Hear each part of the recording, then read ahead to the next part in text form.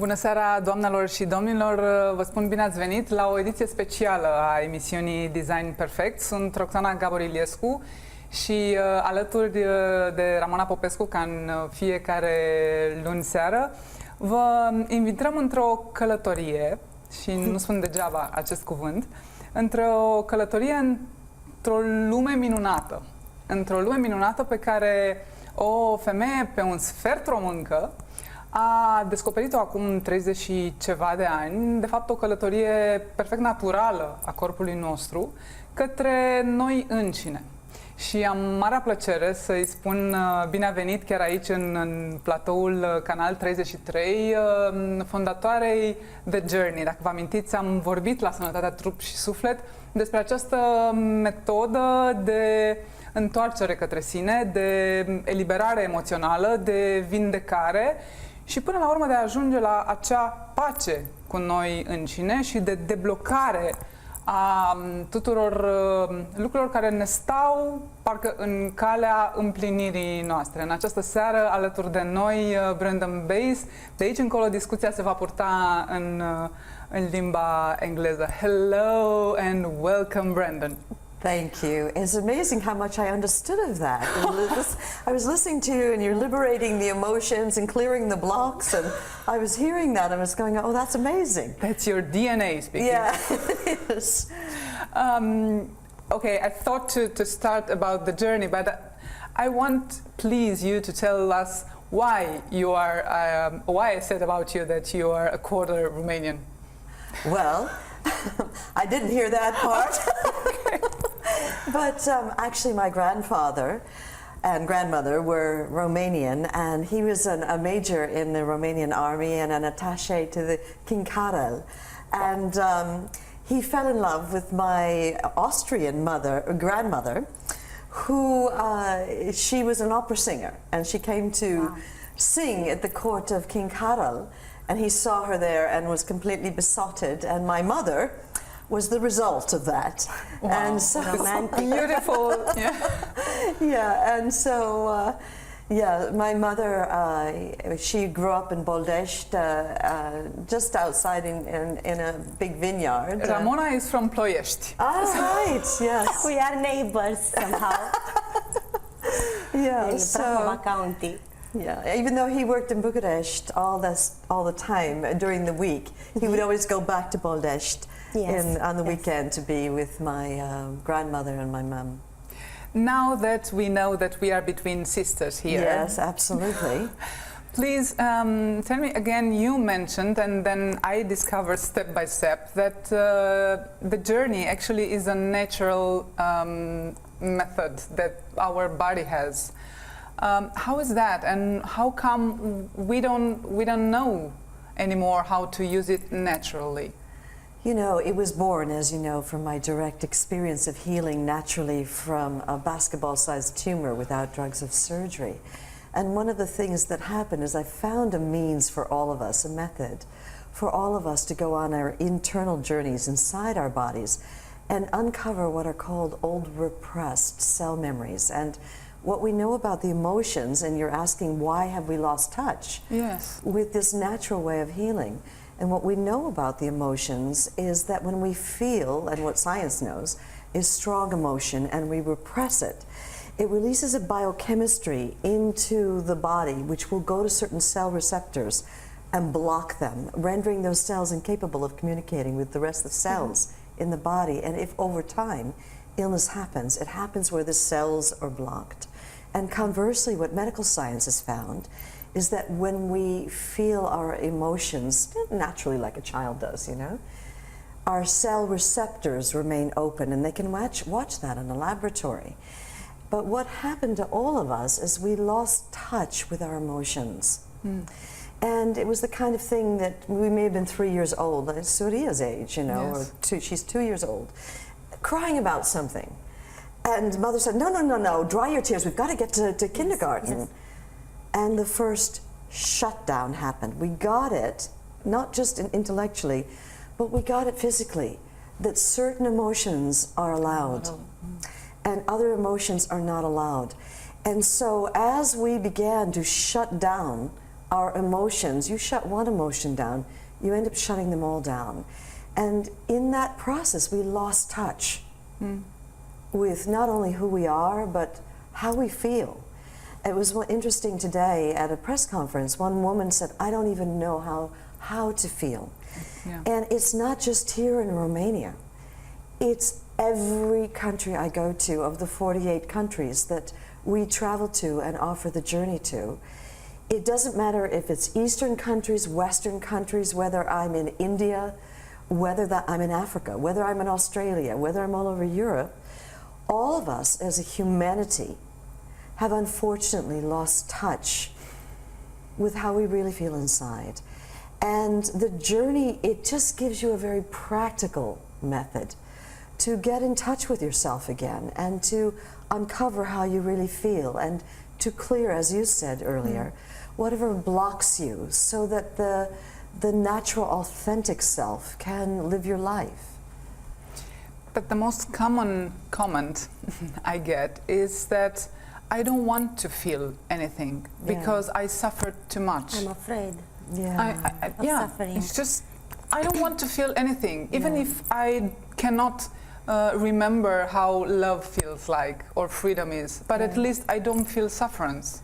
Yeah, it is true. I mean, there's an epidemic of depression in our world. And what happens, what they know that happens, is when you think a negative thought and it gets released, that biochemistry goes to the cell receptors and blocks them. And all of us produce natural serotonin, which is a natural opiate drug that makes you feel joy, you feel bliss with serotonin. But when the serotonin, it's produced by your brain, gets released, and the cells are blocked and they can't uptake the serotonin. And so then you feel more depressed. So you think more negative thoughts, more biochemistry gets released, and pretty soon we're living in a world where we can't even feel the happy emotions anymore, as you said. Yeah. We can't feel the joy, we can't feel the love, we can't feel freedom. All we feel is just shut down and blocked. And what the journey is designed to do, and of everything that it works with, we get the greatest results with depression, is that it gives you a method to go inside and get to the root cause of what put that surface depression, that numbness, that blanket of shutdown in place. So you get underneath the blanket of numbness that you have in your life, and you get to the emotional root cause.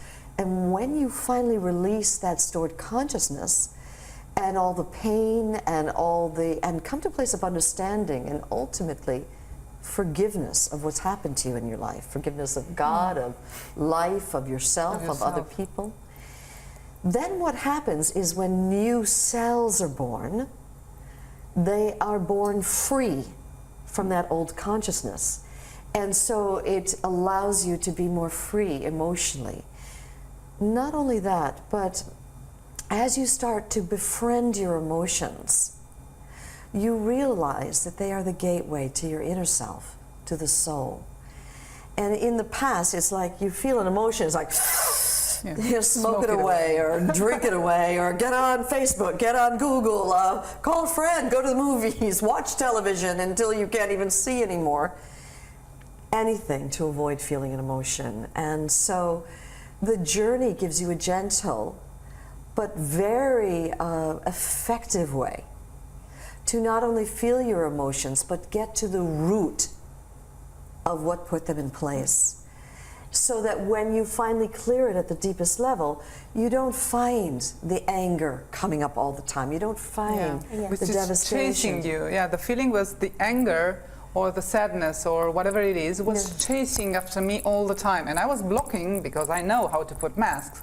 But I felt that they are there. And there was this one woman, I often work with government ministries, and I was working with the Ministry of Education in Israel, and the entire Ministry of Education, all the ministers went through a year-long training in the journey.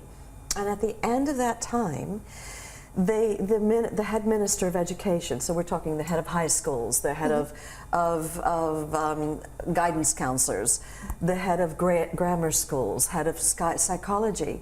Well, the head minister, who was in charge of all of the education system, she said, you know, I'm going to gather everyone together who went through the program, and you don't speak, Brandon. Just, I want to hear from everyone what their experience was.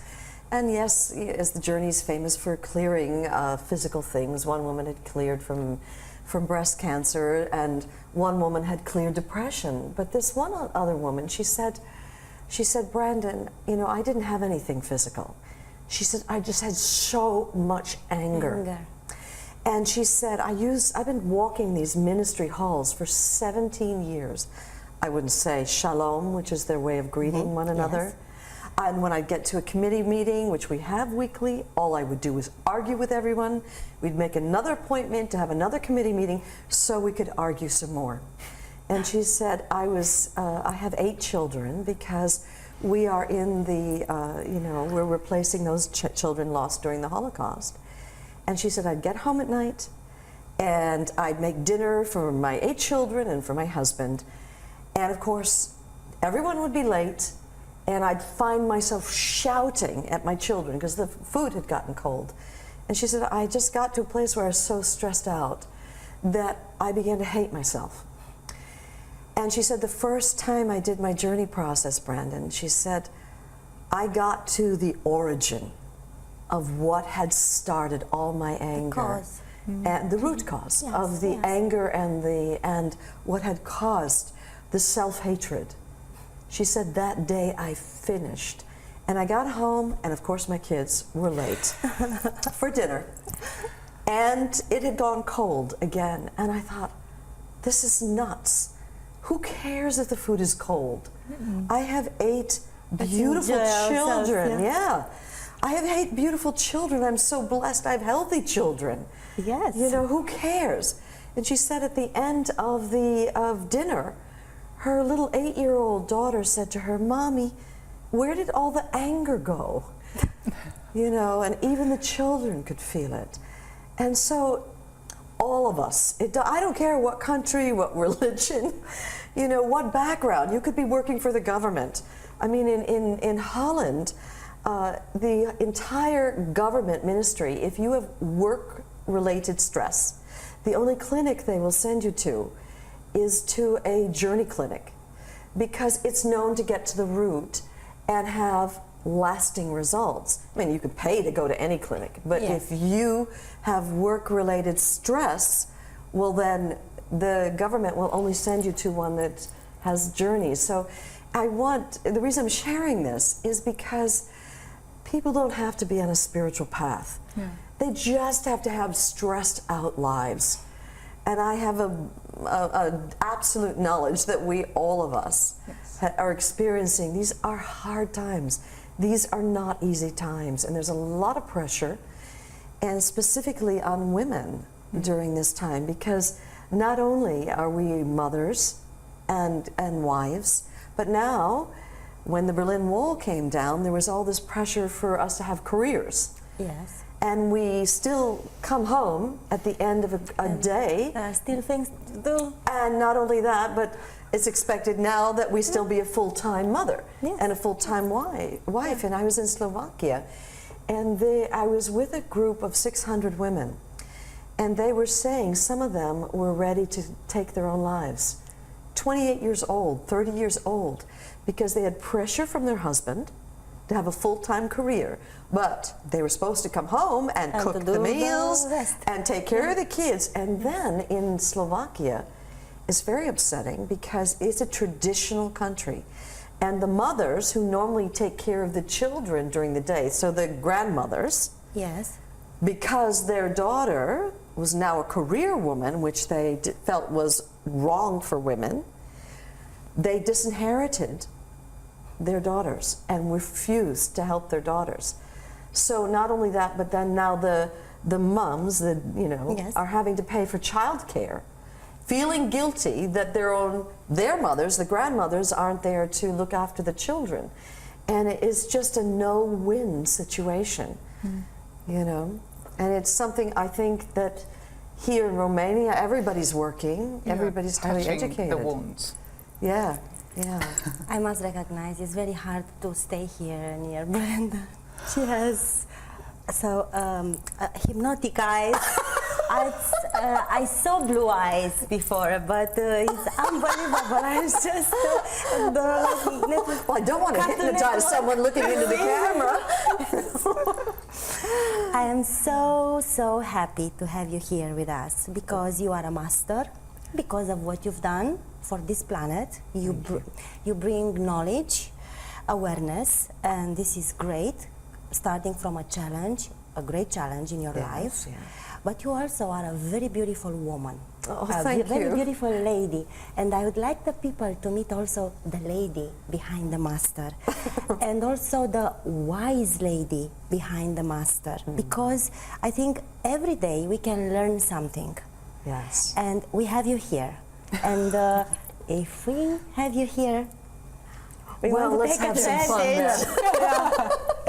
You know, I'm 64 years old, and at my age, any compliment you can get. That's great. Huh? So, yeah. I would ask you something because you have this beautiful age. You had lessons in your life. Yes. Yeah. Can you share with us a few of them, one of them that could help us also? Like advice, like, look, this is what I've learned in my life, and this could help you. Would you like to share something? Sure, any of it. I mean, the tumor was the least of what happened to me, and it was a year after the tumor, and my house burned down, and we didn't have house insurance. So financially, we lost everything. And then a year after that, my husband of 21 years fell in love with a younger woman and left me and married a younger woman. And so it was a series of big Events, things, yes. a series of big events. And it was a crazy thing. But it was a year after my husband had left me and the divorce had come through. And I had arranged with him, I didn't want to be paid, you know, half of everything. All I wanted was a very small stipend on a monthly basis. And just for 2 years, till I could get up on my own two feet, because I had been serving him in his career, and I had been serving Tony Robbins in his career, and I needed to, you know, really create my own career. And the honest thing happened, and perhaps you can relate to this. I was vacuuming the carpet in front of my little couch, and out of nowhere, after all I'd been through, I wasn't experiencing fear. But out of nowhere, whew, this fear came rising up. And I didn't know this, but I had fear of feeling fear. Okay. And so I went on the run. And I started cleaning the house and calling friends up and getting more clients and going to movies. And I kept myself busy because I was on the run. And then a week later, another, whew, no story, just unbridled fear coming up. And again, I got even busier and busier. And finally, a week later, when it came through, I said, stop, Brandon. You can't run from this fear. Yes. You know, fear is like a tiger. It will hunt you down. The only option with fear is to open into the tiger's mouth and offer yourself. To look it in the face directly. Look it in the face, yeah. And so I did something, and it turned out to be a very powerful thing for me. I sat down on the couch and I said, Brandon, what are you so afraid of? I mean, you've had a tumor that could have killed you. You had a house burned down. You had the great love of your life, who you thought was the love of your life, leave you for another woman. And now you've got, out of nowhere, a year later, this fear arising. And I said, what are you so afraid of? And I saw this little check that my husband, he'd sent me from the month before, and knowing that check would not come in. Oh. And just an inner knowing, like an instinct. Yes. And I thought, surely after all you've been through, you can't be afraid of not getting a check, a spousal support check. Piece of paper. And there must be some deeper fear in here. And so I thought, okay, I'm going to have to get to the bottom of this fear. Yes. And I wrote down on a piece of paper, okay, what's the worst that could happen if this check Scenario. Yeah. doesn't come in? And I closed my eyes and I thought, what is the worst that could happen? And the worst that could happen is the check doesn't come in. And after a couple of months, I'm going to have my landlord's going to chuck me out of the apartment. And immediately when I saw that picture, I mean, all this fear came up, and also the shame that with all my degrees and all my education and yes. all my background, that at the age of 41 years old, my landlord would chuck me out of the apartment. And I thought, okay, well, let's say that happens. Well, what's the worst that could happen? And immediately I saw myself in a picture going to my mother's house, and I immediately crossed that out and thought, I can't become a parasite to my mother at the age of 41. And so I saw myself having to go to a friend's house. And we have this expression in the United States that after about a week or two with a friend, you wear out your welcome. And I was aware that my friend, my dearest friends, would want me out of that house. And the shame and the devastation that I felt. And I said, okay, well, so what if that happened? What's the worst that could happen? And I found You have tears in your eyes. Yeah. Still. Well, just the thought of that, you know, and so then I said, okay, if that happened, my friends chucked me out of their house. What's the worst that could happen? And I had a picture of myself in my hometown, New York City. And I was a beggar with a cup in my hand, trying to get quarters so I could eat.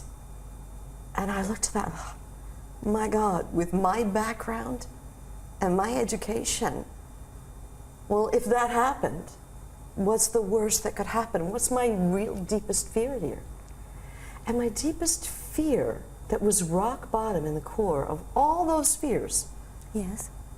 was that I did not have what it takes to survive.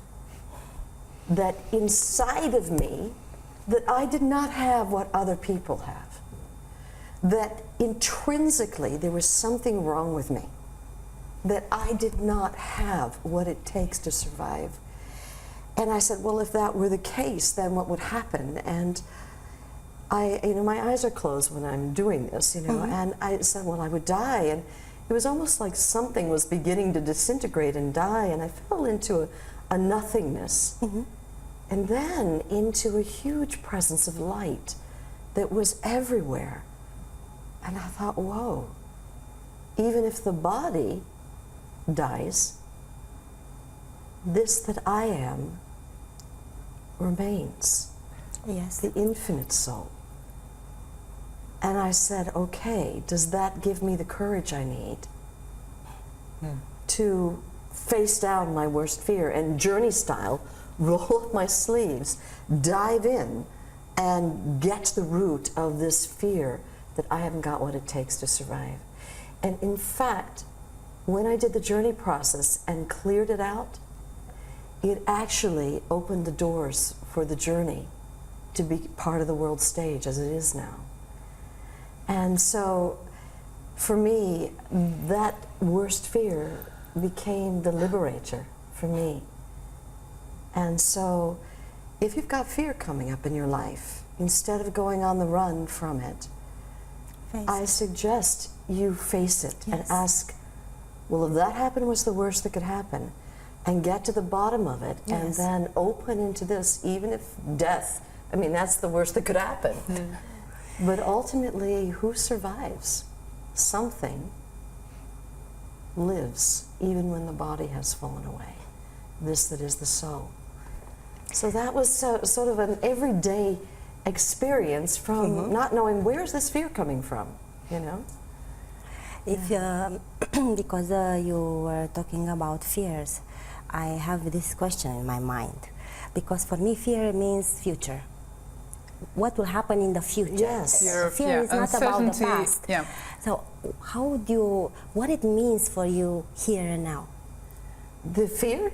here and now. Here and Here now. and Just now to be is here a and now. What fearless it means time. for you. It's fearless.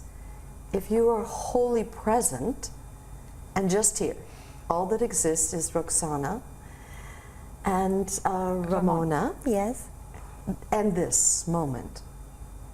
When you give your full awareness and bring all of your attention just to the now, there is no thought of past and there is no thought of future.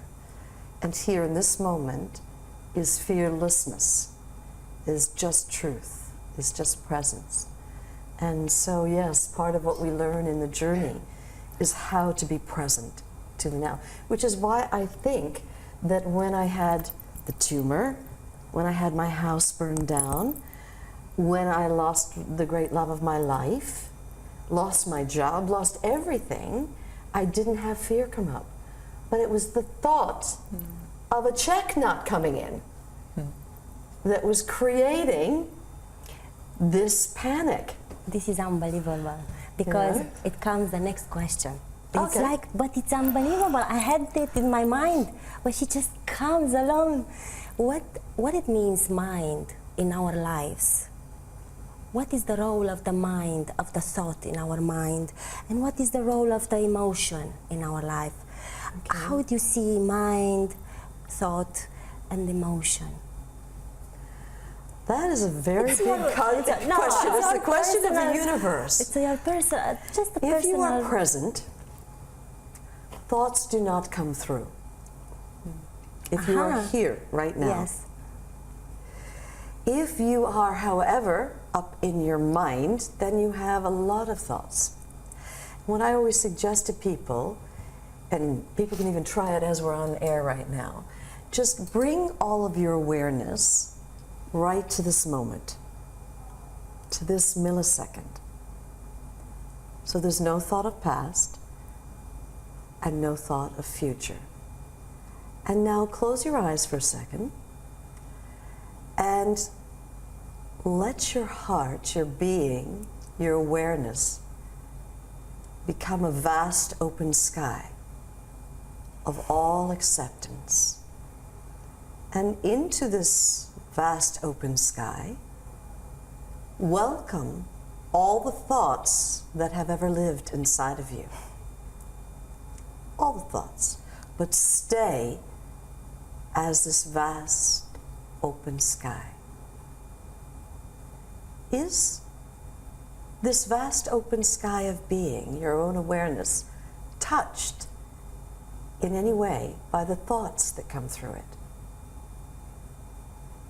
Or is it just like a sky that allows the clouds to come through, but the open sky itself is unaffected? And are you in any way bothered by your thought when you stay as open sky? So taking a nice deep breath in, letting it out. What was your experience? What was your experience? The thoughts were like children, and some of them like grumpy, some of them were just funny, but they were just playing. The sky was untouched. Yeah. Relaxation. Relaxation. Did you Yes. find any thoughts came? I just noticed. I was observer. Yes. But it was like Very often when people really do this and become this open sky, become present, become aware of the Yes. vastness of their own awareness, thoughts don't even bother coming. But if they do come, they can come and go, yes, they were just coming and go, Passing and through. passing through. yeah. But what we do, we think our thoughts have significance. And so when the thoughts come up, we lay a feast for them. And we welcome them to come down. And we say, oh, you must have meaning and significance. And who brought up this thought? And who's to blame for this thought? And how can I change that situation? And we Yes. add a lot of energy to We it. feed. Yes. We feed and we tell a story. And then we look outside ourselves for who's to blame for it. Of course. Yes. Our mirrors. But there's another choice available. That you can just stay here as open sky. And when the thought arises, let it come, let it go, and just don't touch it. So you are at choice. As a matter of fact, medical science says there's a tiny little synapse, a pause, before thought arises, where you are given the chance to decide, will I follow it, what to do with it. engage with it, give it energy, or will I just let it come and go? And so this little mini process we did is kind of teaching your body that you can actually stay wholly present, let the thoughts come and go, and let them be none of your business. Let them be none of your business. So most thoughts are generated from our ego, you know. Yes. Only we think we're listening to the voice of God, you know. And so I think it's best just to let the thoughts come and go. Let them go. And you know what they do is they wind down over time. Then instead of becoming a servant of your mind, Yes. the mind becomes a servant to you. So you are able to use thought that is needed, because we have beautiful minds, but it's not running your show. You're using discernment, clear thinking as part of the present moment. Okay. Now emotions. Yes. They're a very different thing. The emotions are Colors. Yes, Colors. a lot of colors, yes. And the emotions are stored inside the body. And I actually feel our emotions are the gateway to our soul. And that when you really welcome an emotion and open and go into the core of it, it will take you to a deeper layer of emotions, an even deeper layer. And eventually, like what happened to me with the fear, you will get to the base, the root of it. And if you let go in that, you will open into this enlightened awareness, this love, this truth that is your own essence. And so all of us came into this world, and even medical science will tell you that when an infant is born, they experience themselves as being a vast field of love, of oneness. Bliss. Yeah, they are, all of the world is part of them, and they are part of the world. It's the one. And as a matter of fact, when mother's hand comes before an infant's eyes, they feel mother's hand as being part of themselves. But unfortunately, this vast, radiant love, it gets covered over with a lot of those lies and limitations and shutdowns that I spoke about earlier. And so then we start identifying with the pain, with the limiting beliefs, the shutdowns.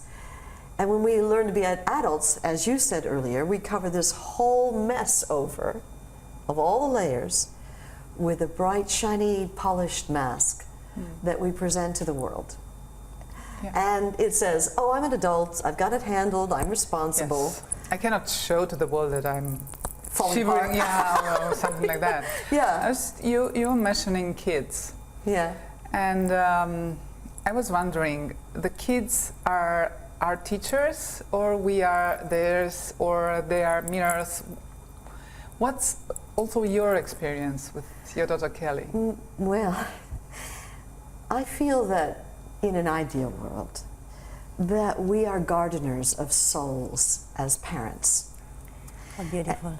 And that our children are not here to enhance our lives, to make our marriage more complete. Our children are not here to bring us love and bliss. That it's the other way around. And that when you're having a child, you're here to nurture that soul, to grow into its full potential.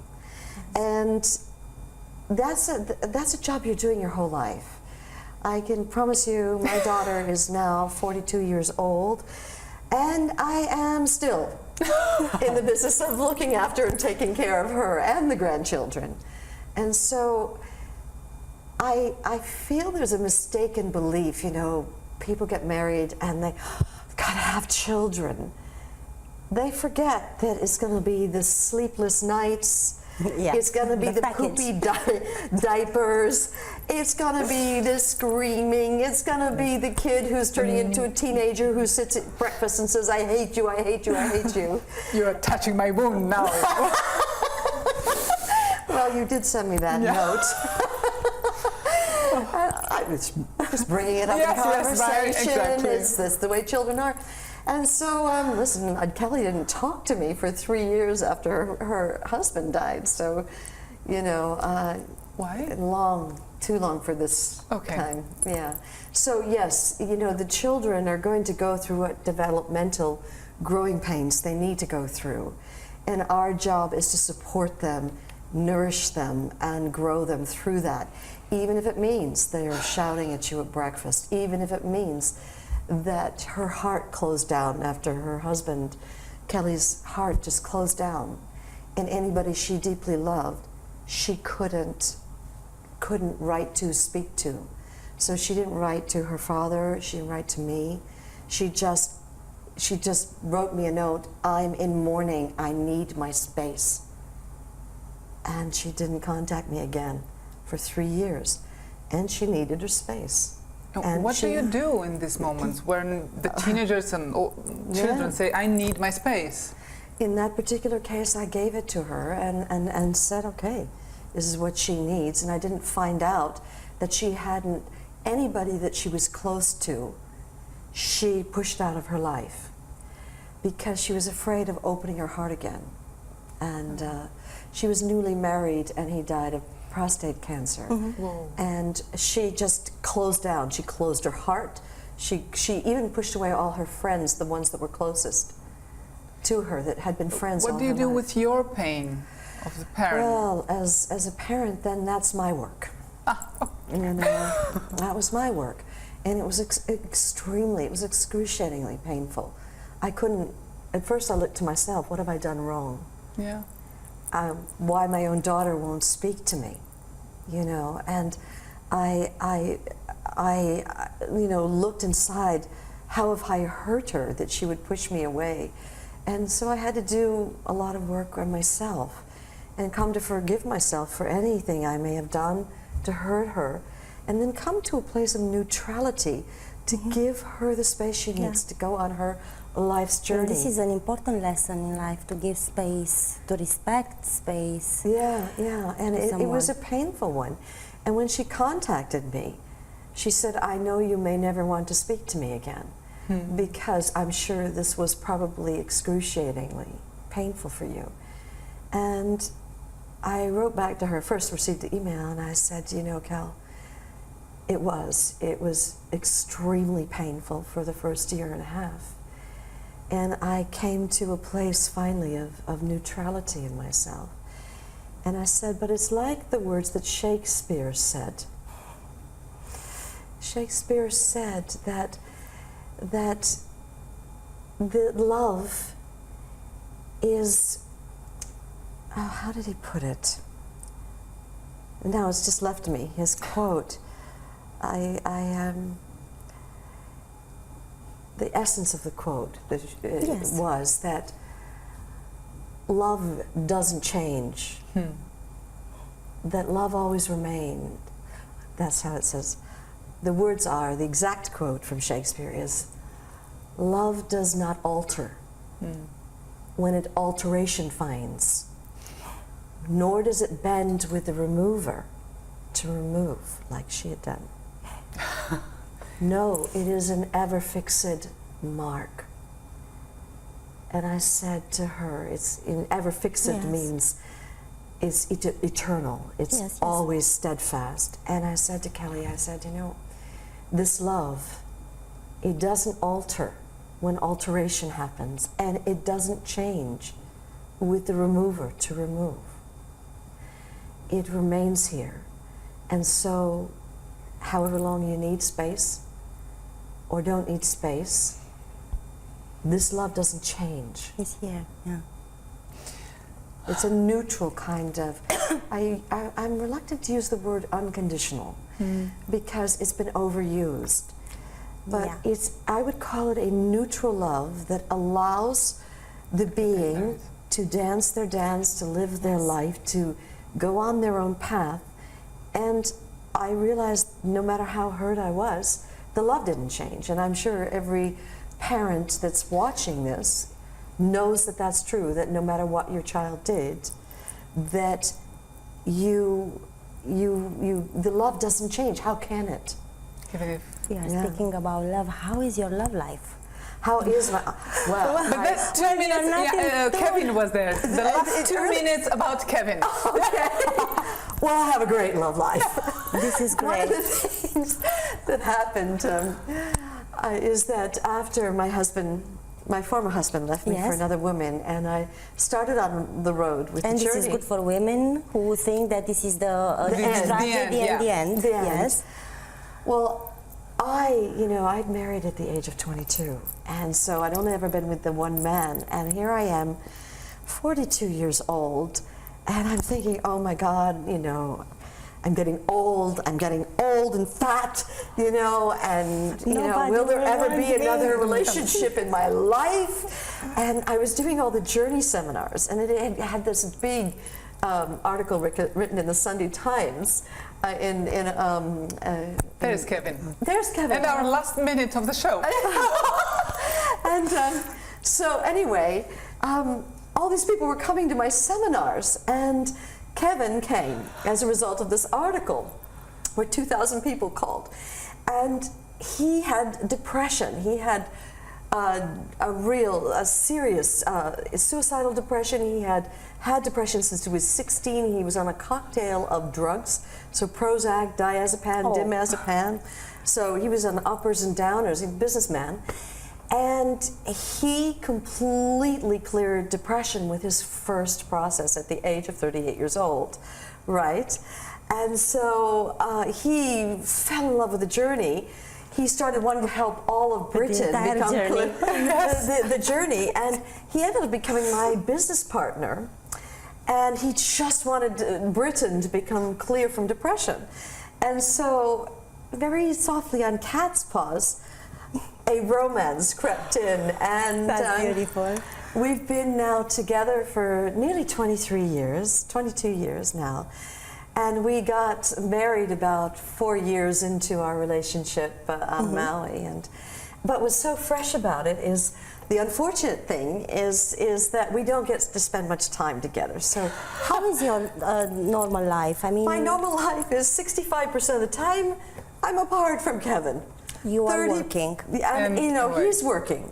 Okay. But he's in this field too, and has developed his own work, not only in depression, but in the field of leadership. Yes. And so he's worked with like the Ministry of Justice Department in Canada, and he's worked with our governmental ministries, and so he's working with business people with the journey, and I was working with professionals in the field, so with medical doctors, psychiatrists, psychologists, school teachers, but our work has taken us, around the world. And how is a day of yours when you don't work? When we get together, I have it's to so interrupt yummy. you too. It's so yummy. I mean,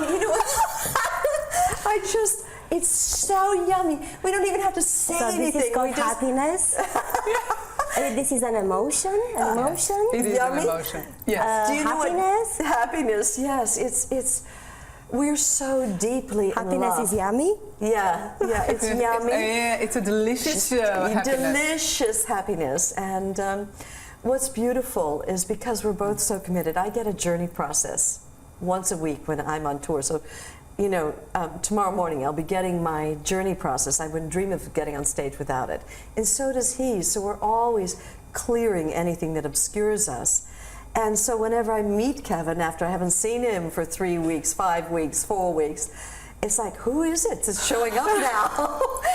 Because more and more of Kevin is here, more and more of Brandon is here, and we can meet in a deeper love. And that's the most beautiful thing to use also in a relationship. I experienced that, and it's so beautiful, yes, to freshly meet one another each day and to choose one another each day. I hate to interrupt this. Please promise us that you will come back to our Oh, I show would next love time you will that. be in Romania. Until then, I'll keep the yummy. Okay.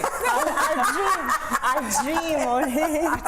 Asta vă doresc și dumneavoastră, să păstrați acel yummy taste, acel gust al fericirii, să-l aveți tot timpul prezent aici și acum și să vă aduceți aminte că e întotdeauna pe undeva. Trebuie doar să aveți acces. Aceasta a fost ediția specială de astăzi a emisiunii Design Perfect. Ne întâlnim săptămâna viitoare. Nu știu cine va putea să mai ia zâmbetul de pe față acum. Rămâneți pe Canal 33. O seară minunată!